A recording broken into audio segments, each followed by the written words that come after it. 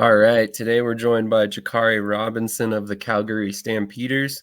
Jakari, thank you so much for joining me this morning. I am super excited to speak to you and hear more about your career. How are you doing this morning? I'm doing pretty good, man, and I appreciate you having me on, man. Just blessed to be in this position, so just happy to be here. Absolutely. Thank you so much for coming on once again. So we're going to go ahead and jump right into it. And I like to start way back at the beginning of your career. What kind of inspired you to get involved with organized football? And have you always played offensive line? I think the main thing that inspired me to play football in general was because, I mean, not trying to sound crazy or anything, but I always enjoyed hitting people. I come from the country where we didn't do nothing but play outside. Even if we didn't have a football, we'd be out there playing with a stick, just running around, just having fun. So I just enjoyed the game overall, and when I was younger, I used to get in trouble a lot. Not nothing bad, but you know how in elementary school you get rolled up for talking too much, something like that. And then in third grade, I wrote out a contract on a regular piece of paper to my mom saying that if I quit getting in trouble, would she let me play football? And she did. So I started my third grade year. And of course, I've always been bigger. So I'm playing with guys older than me. And I've been playing ever since. So just grateful, man. But yeah, so I always love football. And as far as O line, I've always played on the line mostly. Most of my career, I was actually a D lineman, and then I got up to middle school, and my high school head coaches started to see my talent and stuff. They told me I was going to go D1 at O line, and I'm like, when that got moved to center my freshman year of high school, I almost quit football, and I just stuck with it, and it ended up paying off. So yeah, it's been a crazy journey. I was gonna say, I was just about to ask a question about your high school days. So coming out of high school, you were actually ranked as a top 25 center in the nation. You graded out at a 92%, which I don't think I've ever even seen anybody over a 90. That's insane.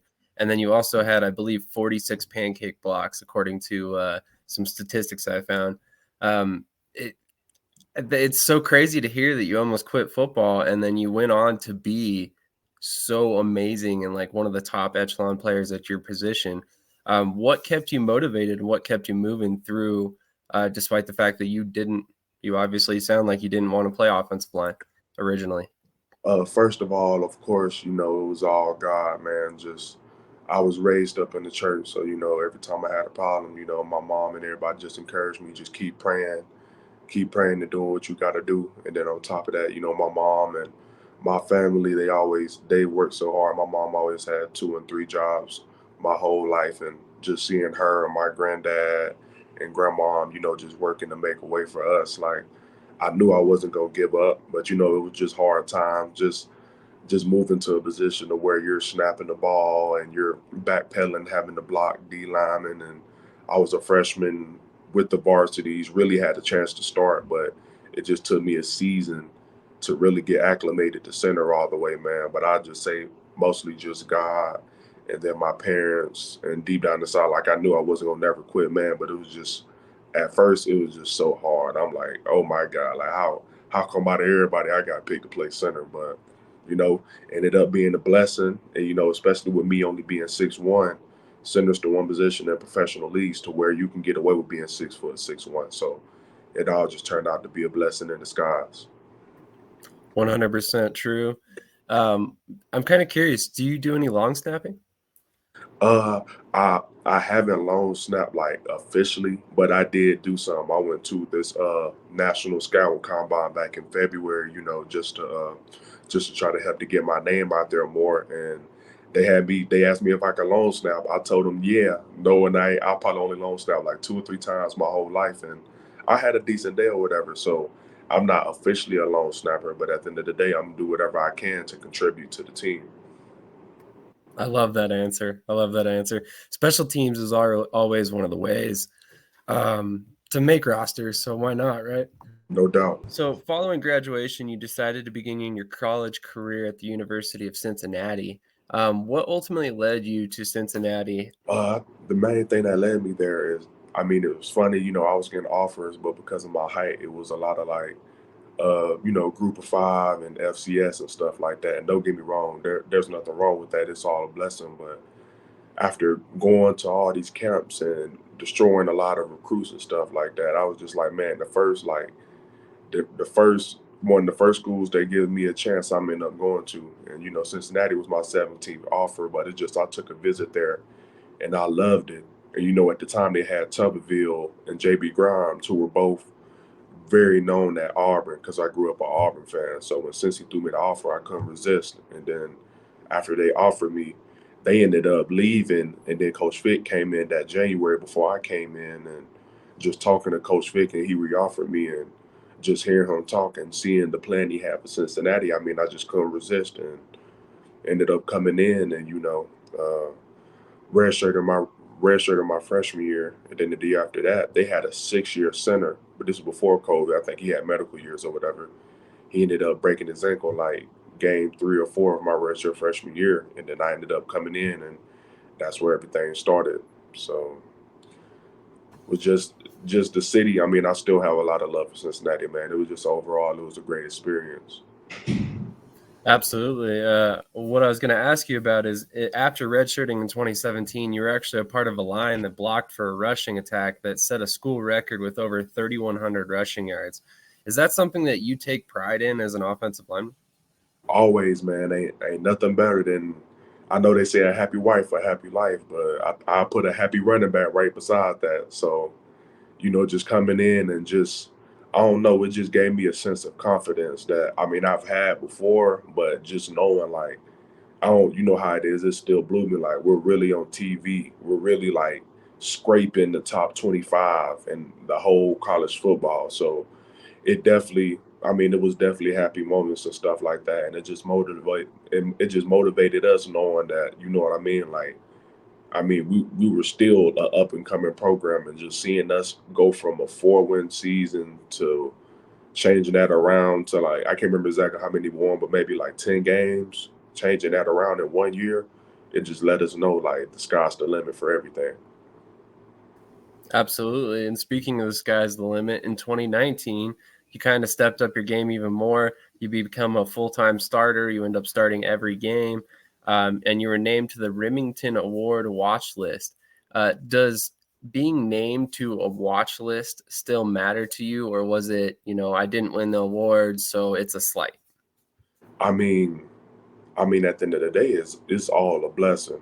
I mean, being named, at the end of the day, it's all about the team winning, and you just putting, regardless, you got to put your best self on film. But being named to that watch list, it opened my eyes a lot because I'm thinking like they named me to the watch list, and I started 6 games and played in 8 games. So pretty much along with that, that let me know, like, you know what I mean, the people will see you play. People, you know what I mean, because I was a young guy, so of course I couldn't respect to have too much buzz and stuff. But as an athlete, you always go through those moments where like you feel like, are you being appreciated? Are you being seen? So when I got named to that, I'm just like, well, it's really getting real. Like, I'm really playing college football for a really good team, and that's when reality just set in, and it just motivated me. Like, man, I really want to take this game as far as it'll take me. So I love that answer. That was one of the things that I was always curious about. I mean, with college football, there are so many different players out there that could be named to that list that, I mean, to be named to it, I would think would be an honor no matter if you win the award or not. So no doubt. definitely awesome to have that. So after 3 years at Cincinnati, you end up moving on to Memphis, I believe as it was. Um, just narrowly missing playing with Brady White, who's in the USFL currently. What was your experience in Memphis like? I mean, it was pretty fun or whatever. During my last year at Cincy, man, I came in getting ready to start my 3rd year, and I mean, it wasn't reported because at Cincinnati we kept everything pretty much in our bubble. We didn't really care too much about the media, but I ended up getting COVID in the middle of the season. And, with me being in COVID, I was out for 2 weeks straight, and then once I came back, I had to work back in slowly. And Coach Vic did such a great job recruiting that we were still putting up 40 points regardless. My backup center came in, very talented. Be on the lookout for him this year. He just transferred to. He was first team all conference this past season. He just transferred to the University of Wisconsin, so he's gonna do some big things this year. But after getting COVID during the season and coming back and I ain't started again until the last game, which was the Peach Bowl against Georgia. I just decided to throw my name in the portal, just see where I can end up or whatever. And of course, Memphis called me, and I felt like it was the perfect situation.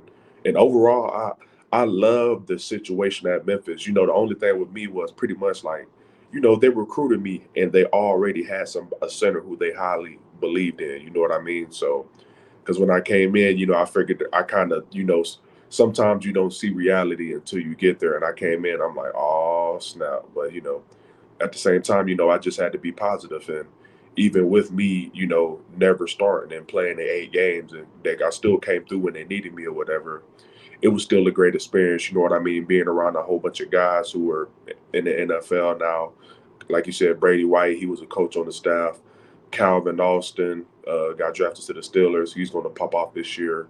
Dylan Parham, he started this past year for the Raiders on the O line at center and guard. So, I made some pretty good connections, and on top of that, my head coach Ryan Silverfield, he was a O line assistant or whatever in the NFL, and my O line coach has been around a lot of places. So, I did become better as a football player, and overall, I mean, I'm grateful for the opportunity because hard times are what make you. And when I'm coming in, some sites have me ranked as a top 10 transfer as far as interior O lineman. So me coming in with all the hype and then things not falling through, man, it just challenged me a lot mentally. And I mean, I'm just happy that I was able to, to stay positive. I ain't bring nobody down. I tried to bring everybody up and just have fun every day, and then just stay positive and try to control what I could control. And I feel like it prepared me for moments like these, with me. I've been having a good camp, and I've been running with the tools. It ain't been, although they got somebody here who's a swing player for everybody, it's a lot of stuff going on. So I've been getting most of the tools reps, and it just helped me for situations like this when I don't really know what's going to happen. Because regardless, I could ball out at this preseason game, but at the end of the day, it's all a business. It's all about what numbers they need, and it just helped me for opportunities like this to just not worry about nobody else, not worry about anything, just keep God first and enjoy playing the game of football while I got the opportunity to play it right now. And regardless of whatever happens, as long as I put my best self forward in these preseason games and do what I have to do and show I am who I am, then I'm always, my name's going to keep ringing. And that's the whole objective, just to keep my name out there. So it prepared me for the adversity, helped me a lot. And I found myself as a stronger person coming out of it. That's a great answer. In fact, that was going to be one of my questions to see if your college career kind of uniquely prepared you for the professional world. But finally, as a senior, you end up as Bowling Green. What drew you to Bowling Green? Was it the opportunity to start there?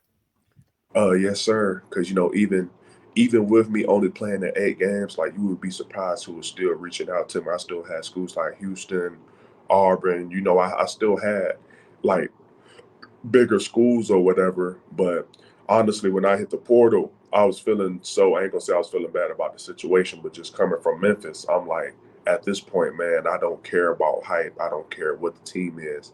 All I'm worried about is going to a team that actually needs me. Because if I'm not on the field, then it doesn't matter where I go. And Bowling Green was one of the first schools to reach out. And with me really not knowing much about Bowling Green, I'm talking to everybody, just being respectful and stuff like that. But I'm still filling them out, and they just kept recruiting me hard. And then they just made it an emphasis that they were going to take care of me and my family. My wife, Gabrielle Wilson, and I have a beautiful daughter, Rhythm Layla Robinson Wilson. So they just made an emphasis that they were going to take care of me and my family. That was one of my biggest worries, like just making sure they're straight. So when I go to practice or go for a away game, just making sure they're comfortable. They made a big effort to make sure me and my family was good, and they told me pretty much they were going to give me the opportunity, to take over and be a leader and stuff, and that's all I wanted. So I ended up going there. Well, it seems like it worked out really well for you. At the Bowling Green Pro Day, I was intrigued because were you not invited to the NFL Combine? Let's get that out of the way. No, sir. I wasn't really invited to anything, and I already knew. I mean, it was just a crazy situation. I feel like going from pretty much I went from 2020 when, I had agents and people reaching out and stuff. And then after me going to Memphis and not starting and stuff, even a lot of people I talked to at Pro Day and stuff, like I pretty much went off the radar. It's just so crazy in this business how fast you can go from being in this position to, and I'm not saying I was the first round, but I had people looking from being in this position to like technically starting all the way over. So after those two transfers and stuff like that, man, it was just a lot of red flags. Even when I left Cincy, people were like, "Why are you leaving?" I had people asking me if I got arrested. Like, so pretty much it was a lot of questions in the air. And then on top of that, a lot of people ain't know. Like, I missed the first 3 games of my senior season because I was fighting a waiver from academic stuff that happened at Memphis. Because at Memphis, when you hit the portal, all your academics, pretty much everything is cut off. So I was still in my apartment or whatever, but they cut my academics and everything off, and I was ineligible when I left, and it's just a crazy situation because the only reason I was able to get eligible is because somebody had from Memphis had left and they were in my same situation and they ended up getting cleared to play in the bowl game. But for some whatever reason, that waiver wasn't in the system. So the dude that was working on my waiver here, he ended up getting a job at Memphis because the person who was over him was there already. And when he was there, he ended up finding a waiver of somebody who got cleared in my exact situation. So it was just Wow. crazy. It was just crazy how everything, and that works because when you're filing a waiver, if you can find a waiver similar to yours, then people pretty much use that as like, how is he cleared, but I can't get cleared. So the dude ended Was up getting the job at Memphis, and that's how I got cleared. So with all the two transfers, and then I missed the first 3 games of my senior season, man, it just raised a lot of question marks. So my whole objective was just to go out there and play and just, I knew at the end of the day that I was gonna have some opportunity to do something, man. And luckily ended up turning into Calgary. Although that's nice. I was still talking to a little bit of teams and stuff, and I had some rookie minicamp invites and stuff like that. But I'm like, a rookie minicamp invite compared to a chance to, although they really didn't even know too much about me from everything happening, a rookie minicamp invite versus me coming out here and working to hopefully be a 6 man, 7 man, whatever, just trying to get on the roster and kick off my pro career. So just ended up as a great opportunity. Absolutely. I would say that you made a right decision.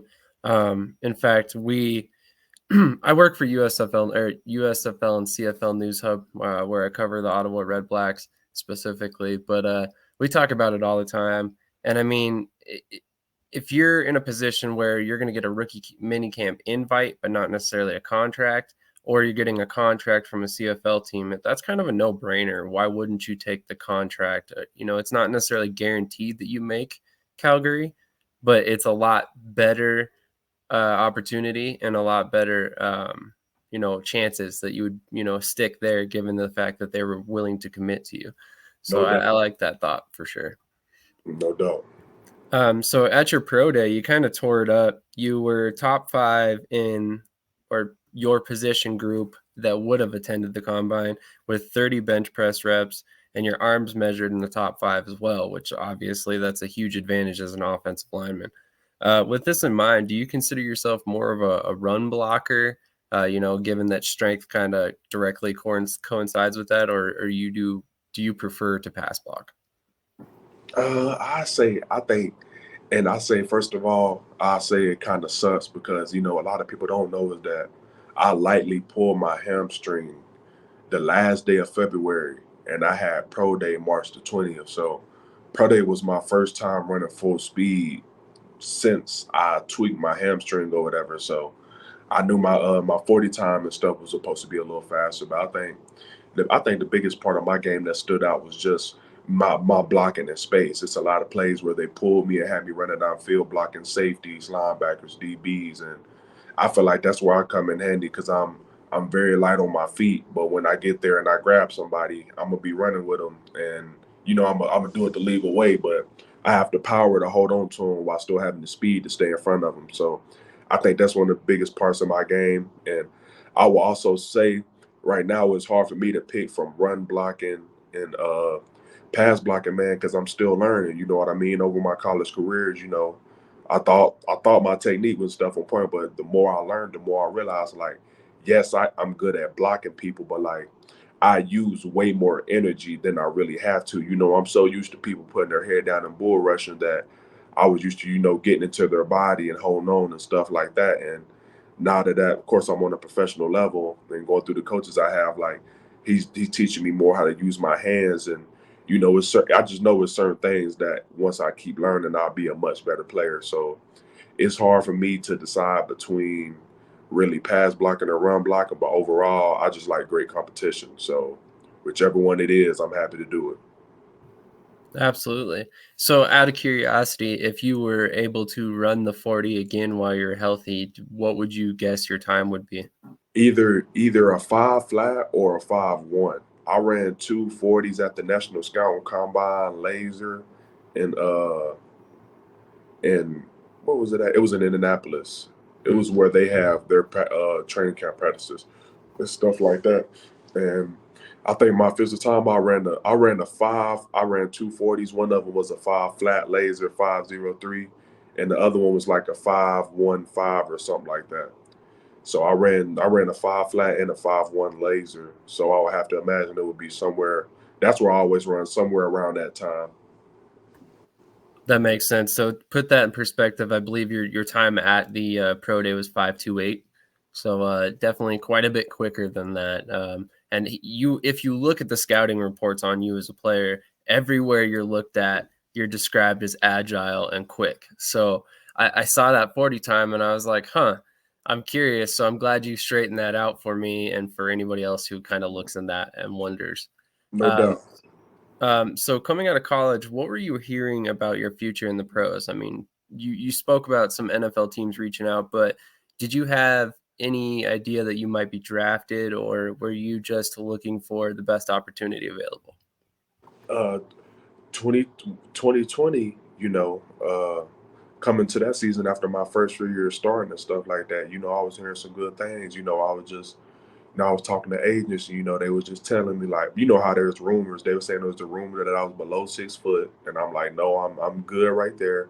And then it was a rumor that because I look smaller than I actually am, and it's a rumor that I was like 260. I'm like, I just stepped on the scale. I'm like 310 right now. So he was telling me, you show up that height and that weight, that's going to help you a lot already. But coming out 2020, I was hearing a lot of good stuff and stuff like that. Talking to agents, they're telling me I'm receiving interest from a few teams and stuff like that. And then once I transferred to Memphis and didn't start or whatever, it got kind of quiet. So after I went to Bowling Green, I really wasn't finna be bugging people about, my status or whatever. I kind of just, like I said, I missed the first 3 games and then did what I could. And although I put some good stuff on film, after those going through those situations, it was just kind of hard to build back up. So after the season, I was mostly just looking forward to, whatever opportunity I get, I'm gonna take it. Because, I went from having some stock and then, just not playing at Memphis and then two transfers, I know that's easily they can say something about my character or how it goes that the when you're a professional they're gonna find every reason not to sign. It's all about you're trying to be on point about everything. So I wasn't quite sure about my draft status coming to it, and then I just prayed for opportunity. So and then like I said, I started hearing about teams possibly throwing a rookie minicamp invite, but I didn't feel secure enough with that. I'm like, if there's nobody at least guaranteeing me, like, man, if like we don't draft him, then we're going to get him to UDFA. I wasn't hearing that too much, so that's how I ended up deciding to go to the CFL. Just been a crazy journey overall. Absolutely. Did you get any offers or interest from USFL and XFL teams? I actually did. I was talking to not the XFL because by the time we were training and stuff during pro day, they had been kicked off or whatever. But the USFL, my agent was. We were really talking to the Memphis Showboats. It was the Showboats and maybe the Philly Stars, and then it was one more team. My agent was talking to a few of those teams or whatever. But it just, I don't know, just ended up out here first. You know how it is. It was so crazy with first the draft was coming up, and then people thought it was gonna be like, I ain't gonna say it wasn't a realistic draft, but people thought it was gonna be more realistic than it was, and then it turned out a lot of players drafted they will never see. Like they drafted one team, I think the Breakers, they drafted my boy Tyler Scott. I'm like, he's going to make somebody's NFL roster. It turned into a whose rights can we have, I guess just in case some player gets cut or whatever. And then after that, my agent was still networking, and teams were still saying they were interested, but the more it was just talk. And then Calgary ended up calling, and I'm like, well, they're about their business, so I'm gonna head out here. But yeah, my agent was talking to a few USFL teams about me possibly coming out there and playing. What has the transition to Canada been like for you? I mean, it's been pretty good, man. I mean, Calgary's a pretty laid back and chill city, so I've enjoyed it a lot. And with me just coming from Alabama, the country, is totally different. But when we going to Cincinnati and Memphis, and being in the city a little bit, I'm accustomed. I mean, overall, I love the transition, man. I mean, I've been in camp, so I really haven't been able to really go out and see certain things, of the city that I know that'll really make it pop more. But overall, I enjoyed it. It's just a total difference, a total different culture, different people around. It's just different in its own way. So I've been enjoying the experience a lot, and I look forward to making a team and getting my wife and daughter here, so we can really explore the city and see what's around. But I enjoy Calgary a lot, man. It's pretty peaceful out here. That's awesome. That's awesome. I'm glad to hear that. So do you think your extra time in college has you uniquely prepared for your rookie season, given you kind of bounced around? I know we talked about this a little bit, but I mean, obviously you've learned several offenses throughout your college career. So how quickly did you adapt to the different style of offense you see in the Canadian game? I mean, I definitely feel like my years of college have helped me through the good times and the bad times, because, just being in, even in college, being at Cincy, where the locker room was kind of professional, people had their minds like, yeah, we're off to go to the league, and then going to Memphis, where it was kind of similar, but it was more like more in the country, so it gave me more of a feel as if I was home, and then going to Bowling Green, which was just totally different in his own way. I do feel like all my years of college helped prepare me for this moment when it comes to, adjusting to a new locker room and just trying to get into your comfort zone on the field when you don't know nobody who's around you, and stuff like that. And I do feel like it helped me a lot. And as far as picking up the playbook and stuff, I mean, well, and the difference is, I feel like I've picked it up pretty well, because I tried to do my research before I came to Canada, but with some of these rules, there's some stuff you're just not going to get used to until you do. Like coming at D lineman full speed, and they have all that space to really do what they want to. It's certain stuff that I'm used to it, but I'm still trying to figure out how I can make my game the best while playing this type of play style and stuff like that. But overall, I feel like I've done a great job. Adjusting to Canadian football or whatever. And, there's still a lot of room for improvement. But, I guess the biggest thing in camp is just improving one thing a day, like just improving one thing a day shows my coach, like, okay, he's listening to me. You know what I mean? So that's all I've been focused on doing. Whatever I get yelled at the day before, I try to make sure I emphasize that the next day. So even if he does yell at me or get mad, he get mad at me for a new thing. You know what I mean? So, but it's been pretty nice adjusting, man.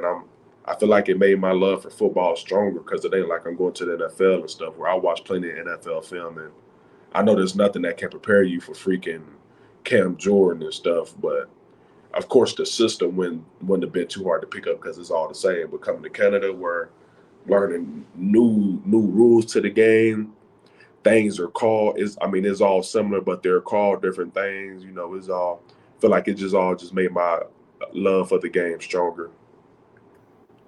Definitely would attest to that myself. It was kind of an adaptation period when I started covering the CFL, and reading about halfbacks on defense and stuff Yes. like that. I'm like, wait, what? Hold on, let me backtrack here. So there, it's kind of funny how a lot of the terminology is a little bit different. But Jakari, thank you so much for your time, man. I know you got some meetings to get to, so I'm gonna let you get going. Thank you so much again. I appreciate it. Best of luck. Like I said, you've made it through the first couple rounds of cuts. Hopefully, we see your name on that final day roster, and we get to see you play this season. No doubt, man. I really appreciate you for having me on here, man. And now that we locked in, I'll definitely be staying in touch with you, man. Please do. I appreciate it, and we'll definitely have you back on in the future. That sounds great. Awesome. Thank you so much. No problem.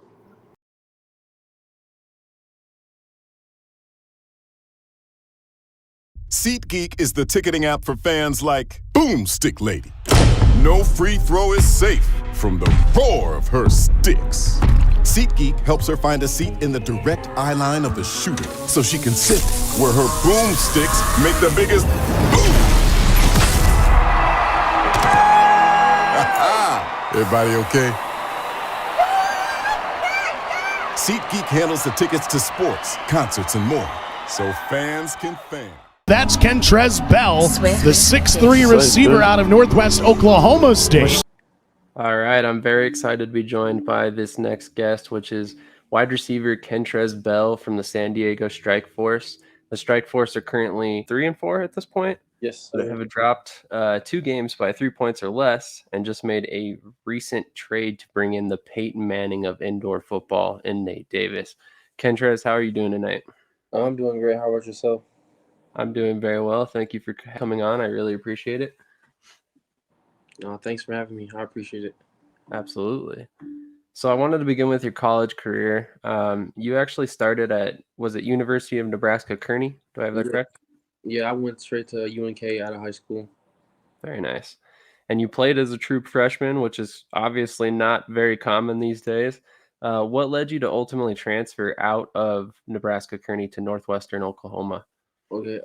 So yeah, I played as a true freshman at UNK my freshman year, and then after our season ended, we had a coaches change, and we brought in a whole new coaching staff.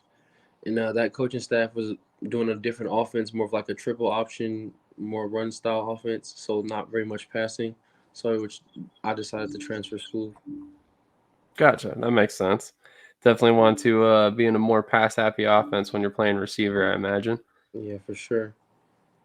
So you would spend the rest of your collegiate career with Northwestern Oklahoma, where you racked up 63 receptions, 1,006 yards, and 10 touchdowns. You actually added 1 punt return, which I thought was kind of funny, for 33 yards and a touchdown. So this is kind of a 2-part question.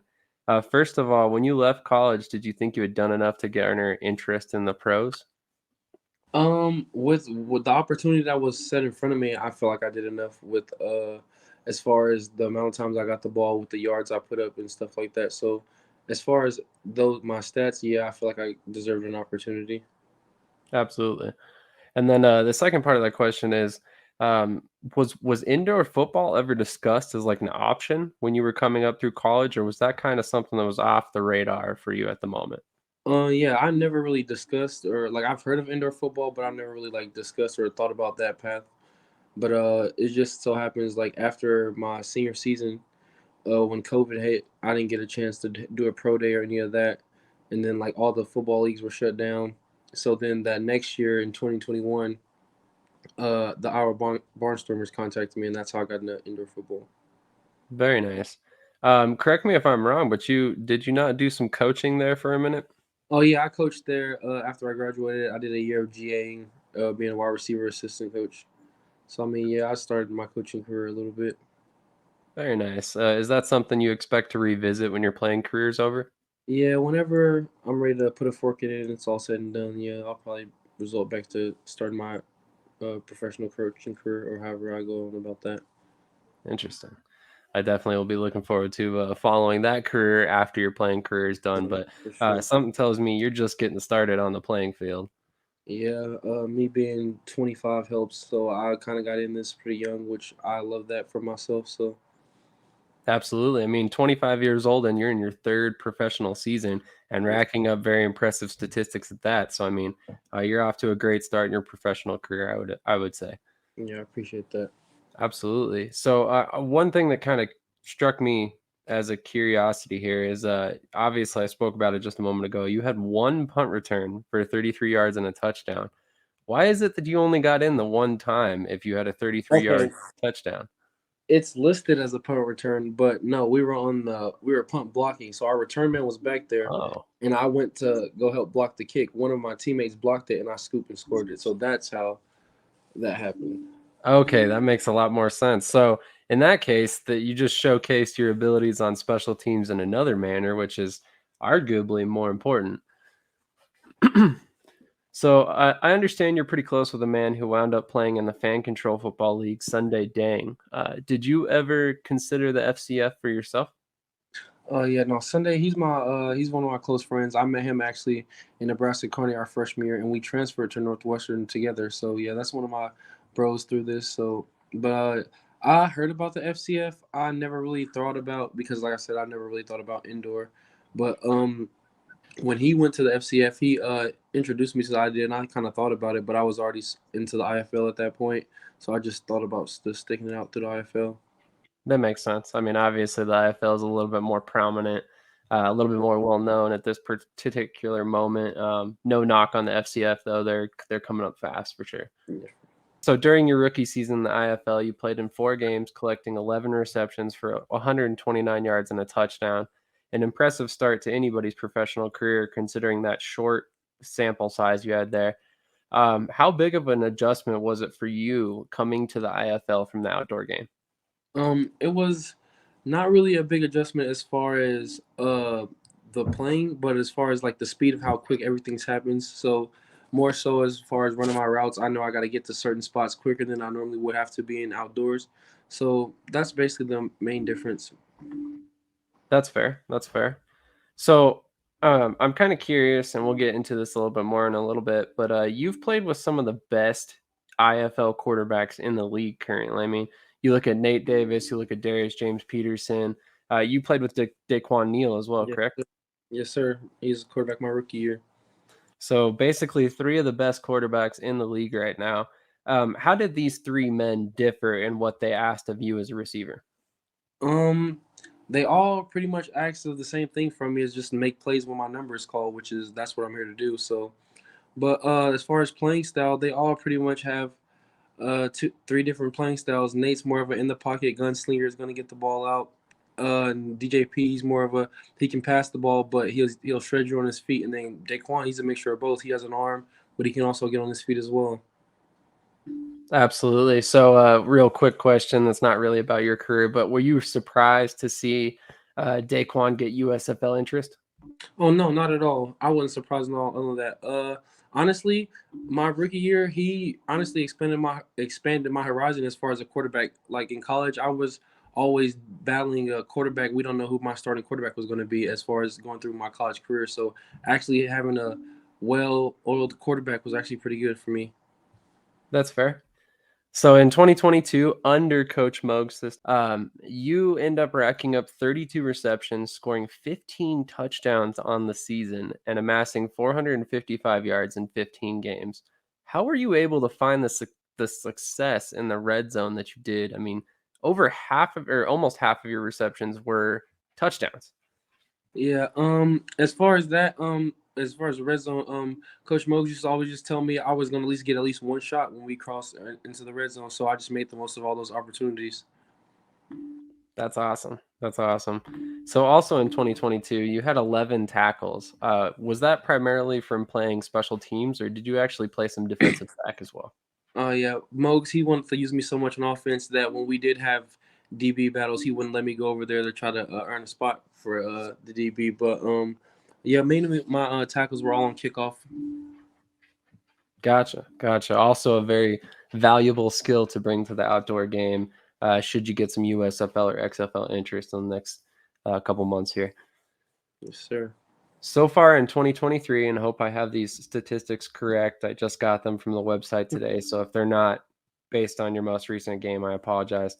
In 7 games, you have 40 receptions, 493 yards, and 12 touchdowns, bringing your career totals to 83 receptions for just over 1,000 yards and 28 touchdowns in just, I think, 28 games, if I'm not Yeah. mistaken. I've always heard year 3 is kind of when it clicks for wide receivers. So I'm curious, has the game slowed down for you at this point? I mean, Um, statistically, it looks like it has. yeah, the game seems it's more. I got a better understanding of it now. Like I said, my rookie year was more so me diving into it, didn't really know what I was getting into, and then last year was more me finding myself, and now I'm just kind of I feel like exerting my potential. Absolutely. So I know it's only been a short time, a very, very limited sample size with Nate there so far. But in your experience with Nate, um, how has he kind of changed the way that you've looked at running routes? I mean, I know he's kind of like the Peyton Manning of IFL, so to speak, in the sense that he's almost a coach on the field. Yeah, yeah, that's Nate. He pretty much is our coach on the field, and I appreciate that so much. But as far as running routes for him, I just got the mindset of I know he's gonna put it where it needs to be, so I just got to get open and catch the ball. Very nice. Very nice. So, what were your thoughts initially when you heard Nate was going to be joining the team, going from Demery Croft and Aaron Aiken to Nate Davis? My thoughts were just because I've seen Nate play. I played against him my rookie year. He actually ended our season my rookie year at Iowa in the playoffs. So I've seen him and I've heard a lot about him. So hearing the news that we actually signed him was actually exciting for me to know that I was going to be actually teaming up with another great quarterback. Absolutely. So, I'm kind of curious. Do you feel that playing with Nate, given the fact that he's a former NFL draft pick, kind of increases your odds of getting seen by outdoor teams going forward? Um, Yes, and more so, I'm not really sure just because like this league is more on the come up. So I mean, like, there's eyes on this league regardless of who you play for or who your teammates are. Honestly, in this point. 100%. I mean, it seems like almost a daily basis, guys are getting signed by the CFL, USFL, or XFL. Yeah, Only this a league. matter of time for you, I imagine. I hope so. So at 6'3", 190 pounds, you aren't exactly what I would call a physically imposing receiver, but your height still creates mismatches in the red zone.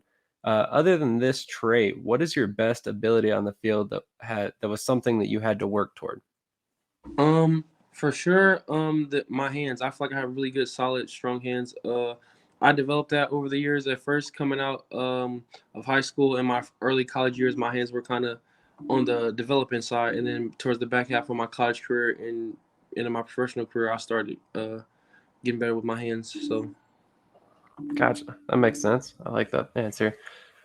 So far, a number of guys out there, what would you have run in the 40-yard dash and three-cone drill if you had been asked? So probably about 3 weeks before my pro day was canceled, I did a simulation of like all the testing, just like as far as me training. And when I ran my 40, I ran a 4.52. So I was hoping to try to get down to a 4.5 or 4.4, low 4.4, hopefully by time in those couple weeks. But I'd be interested to see you run it now after a couple years in the IFL and see what you run at this point. I honestly would be interested too. I'm kind of curious. I feel like you might be in that 4.4 range at this point because that would have been my guess had I taken a guess at it before you had said something. Oh yeah, for sure. I definitely feel like I've gotten a lot faster than that time. Absolutely. So my final question for you, or I guess second to last question for you, is what's your ultimate goal for your career? I mean, what do you need to accomplish to look back on your career and be happy with everything you've done so far? As far as I'm living my childhood dream of playing professional football, of course, knowing as a kid you didn't know of all these leagues, you always thought NFL is like the only thing. Well, I mean, yes, that's my ultimate goal, but I'm happy with what I've accomplished so far in my life. But the ultimate goal is for sure to get to a bigger league. Absolutely. Would you have any specific choice, CFL, USFL, XFL, or EFL, any of these, or are you pretty much just open to whatever offers come? Open to whatever offers come up. Just get excited to just get an opportunity to showcase my talent wherever Very the nice. opportunity presents. Very nice. So if you're a European League of Football coach and you hear this, definitely hit up Kentrez, see what he has to say, because you might end up getting a wide receiver one in there late in their season. So one last question for you before we get out of here: where can fans follow you on social media, and do you have any merch or anything like available for sale anywhere? I don't really do my own merch, but I have a few. I'm a brand ambassador for a few different kind of new up and coming sports athletic wear. So I definitely have those pinned on my Instagram, and you guys can follow me at Trez, which is at TREZ.15_. So Very nice. I will make sure to add that to the video when this drops. Thank you so much again for your time. I really appreciate it. I know this was a rather short one, but definitely wanted to make sure I didn't monopolize too much of your time. Thank you again so much, and best of luck this weekend. oh no, thank you so much for having me. I appreciate it. Absolutely. Have a great night. You too. This is Brett, and you're watching Shady Sports Network. Tune in, hit that like button. You might wonder, what do these guys do? Player signing announcements. I never in a million years thought you would actually come on to break this news. So without further ado, go ahead and tell everybody what happened today. Yeah, man. I just had to work out with the Cincinnati Bengals. Signing me right out. Without further ado, I'd like to announce that, I'll be taking my talents to Salina Liberty. This just in. The Major League of Football is reportedly collapsing, unable to pay hotel room bills, with players being kicked out of their rooms and hotel managers asking them to leave voluntarily without issue. And then we got Lions wide receiver Williams is debuting this week as a starter. That's something to look at as far as the eye test goes. And then another one on the eye test is Mostert might be coming back to Miami. And we can see if he has a role in this offense and see if he can be viable for the next couple weeks coming and help us in the playoffs and possibly towards a championship. Yeah, it would be very nice because he's sitting on my bench right now.